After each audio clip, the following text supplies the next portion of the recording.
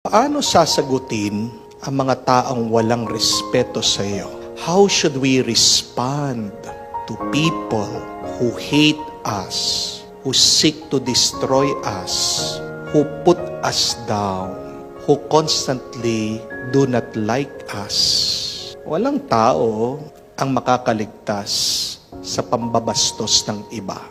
Matanda ka, may sasagot sa iyo. Matalino ka, may hindi makikinig sa'yo. Wala kang pinag-aralan, mamaliitin ka. Mabait ka naman, mamasamain ka. Wala kang ginagawa, gagawang ka ng kwento.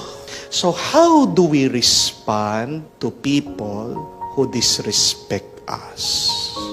Anong magandang gawin pag napakasama na nila sa iyo? Sundan natin ang halimbawa ng ating Panginoon. Siya'y nagtuturo, siya'y nangangaral mismo sa kanya mga kababayan, mga kamag-anak niya, mga kaibigan niya. Pero tignan nyo naman kung anong ginawa sa kanya. Inilabas siya sa sinagoga, gusto pa siyang patayin, tinatapon siya doon sa bangin. Jesus was not only disrespected, Jesus was hated, and people wanted to kill him. But in the midst of this negative experience, how did Jesus respond? Ano ang tugon ng ating Panginoon? Two things. And please remember these two things.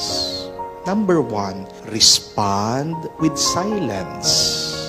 Tumahimik ka. Your superpower is your silence. Nagsalita ba si Jesus? May sinabi pa siya, nung tinutulak siya, nung pinapatay siya, wala. He remained silent. Because when you are silent, you remove the power from your enemies.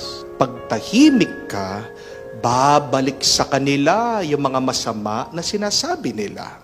Pag tahimik ka, wala silang mapag-uusapan.